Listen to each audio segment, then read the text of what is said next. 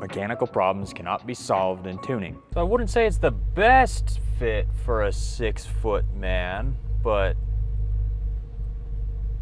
it's a classic.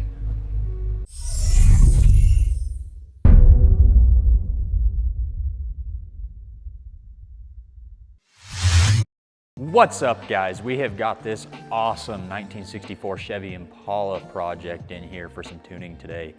As you can see by the condition, it's definitely a resto mod project. Otherwise, it would be one of the cleanest original Impalas you've ever seen. But it's one that's been here for a few different revisions on the tuning process. It has a 4.8 liter truck motor swapped into it with some upgraded internal goodies just to add to the extra fun and enjoyment of the swap project. But a little bit of history on this car. So this is actually the third time it's been here for tuning, fourth if you count the bench flash. First time the customer brought the computer to us just for a startup swap tune. He got it loaded in there and sent us a video, said, man, this thing is running super rich and it's not happy. It's fouling plugs. Sent us a picture and the plugs after 5 minutes of running were just jet black.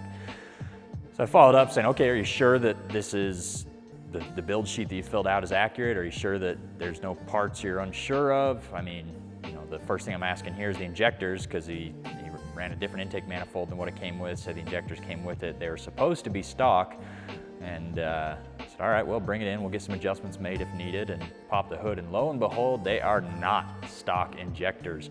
They were some cheapo knockoff, supposed to be Siemens Deca 80-pound injectors that unfortunately we rarely find genuine Deca 80s in the market anymore. So the customer had been, I don't want to say ripped off, but definitely led astray as far as the quality of the products that went into what he purchased.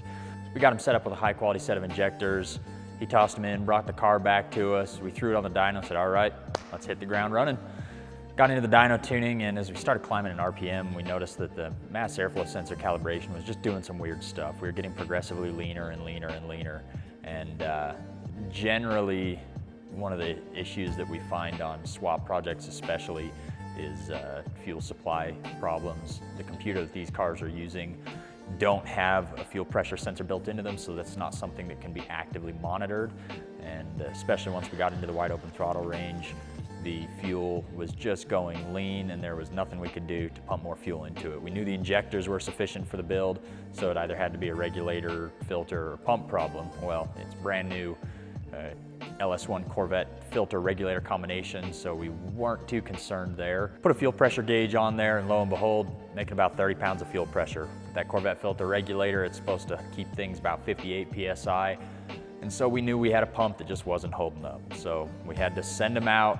He brought it back, and one cool thing about it is each time this car comes back, it is in a lot better shape. They're progressing rapidly with the restoration. The first time that he brought it in, it was supposed to be for a dyno tune when we discovered the injector issue, but it worked out that it needed injectors anyways, because I looked at it and said, man, this is gonna be a cool project, but this is not dyno ready. You know, we have holes in the floorboards. There were wires strung all over the engine compartments. Like, you are still in the early stages of the swap process. Let's get a little bit of this cleaned up so we don't end up tearing things apart on the dyno. But every time it comes back, more and more is done. The last time it was here, the interior was done, and now it has fresh paint job on there, and this is just turning into a cool project. So today, he has the new fuel pump installed. Everything's looking happy, should be good to finalize the tune, clear through the RPM range, and let him take it to finish up the swap. It should be a pretty fun runner, so let's get going.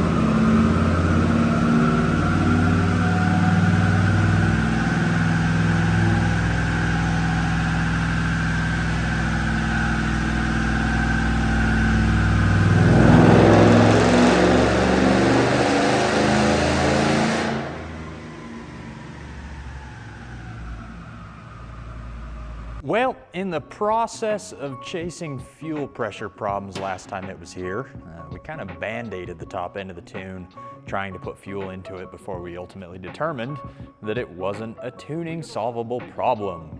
Mechanical problems cannot be solved in tuning. Temporary band-aid maybe sometimes, don't recommend it, don't like it, hate to do it.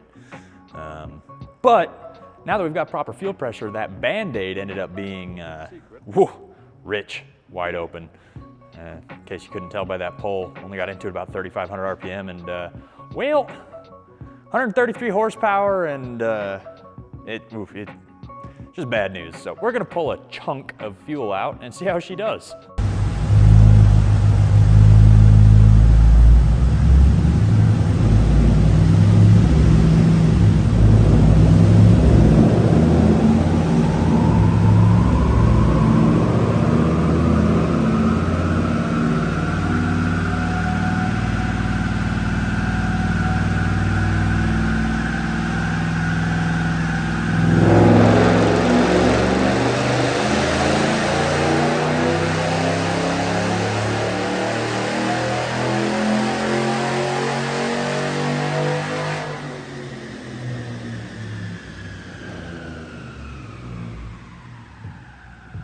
That was much better. Full run, full RPM range. Fuel was way closer to what we were looking for.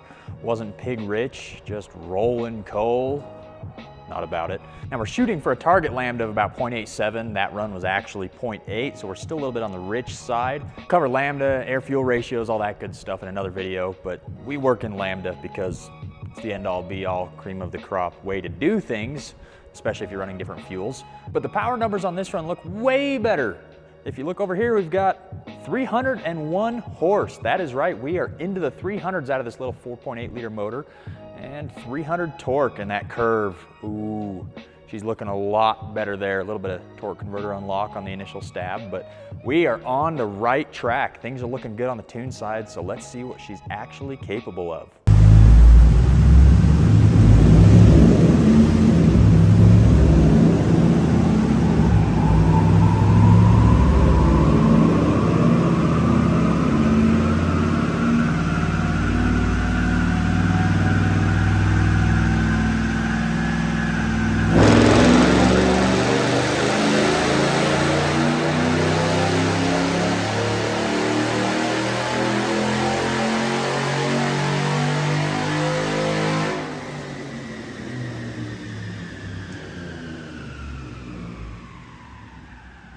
Alrighty, we are making some solid headway. Fueling's about spot on for where we want it, just a couple % off on a few areas there, but we're up to 310 horse and 303 torque, so it's time to start putting some timing into it and seeing what this thing can really do.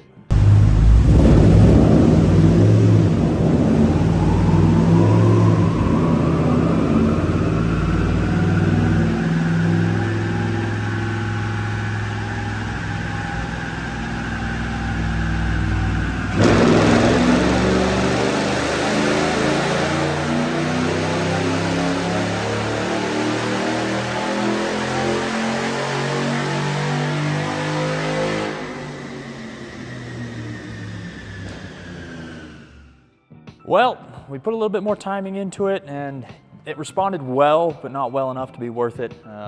Ended up at 313 horse and 306 torque. I mean, it's got a nice curve. You know, everything there is looking really happy, but kind of like we had in that Camaro that we did last week. You know, the extra cylinder pressure from the added timing isn't worth 3 horsepower and a few foot-pounds of torque. You know, the more timing you crank into it, you're just creeping up on that threshold of detonation bit by bit, and it's not worth it for a couple horsepower. So we're going to revert back to the last timing map, and it's going to be a 300 and some change horsepower 64 Impala. Should be a pretty fun runner. Get it off the dyno, do a little bit of street testing, make sure trans shift points are good, all the part throttle drivability is set, and this one will be ready to rock. So I wouldn't say it's the best fit for a 6-foot man, but it's a classic. Road testing, here we go.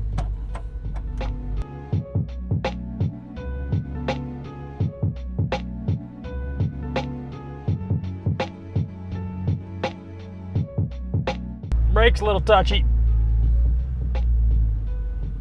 4-way drum brakes, gotta love it.